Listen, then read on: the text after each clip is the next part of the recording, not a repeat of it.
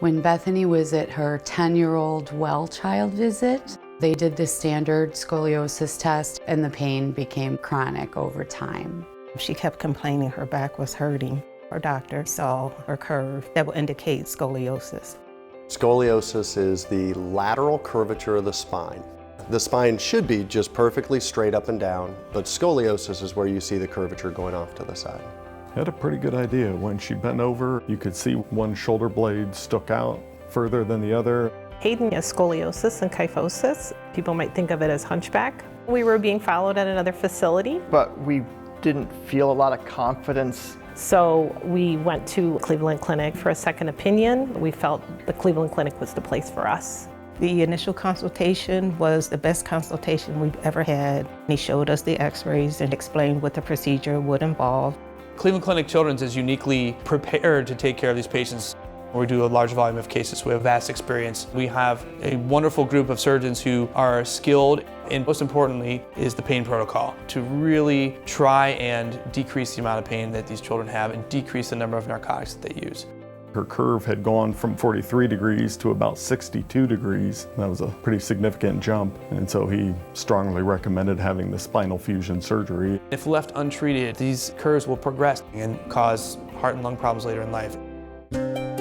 Anytime someone suggests surgery for your child, it's very anxiety-provoking. I was concerned about the recovery time for her, how much pain she would be in. He's my boy, so I was more worried about the unexpected than the expected. The most important thing that they should know about the surgery and the recovery is that it is overall very successful. We place anchors into the spine, which are called pedicle screws. We can put a rod in to connect the pedicle screws on both sides and then use these rods to realign the spine, basically to straighten the curve as straight as we can possibly get it, but safely. The nurse gave me a pager and she said, "This is how I'm going to communicate to you how Hayden's doing." And it was so nice that pages would come across, Hayden's doing well, things that I never expected, and that was very heartwarming from such a large system. The experience we had in the hospital was just wonderful. We had wonderful nurses and therapists who did everything they could to make her feel good. When we left the hospital, they gave us the number for 24-hour nurses. I just always felt like I was covered. It was very important to stay up with the pain medication, and getting her up and moving and walking was very important.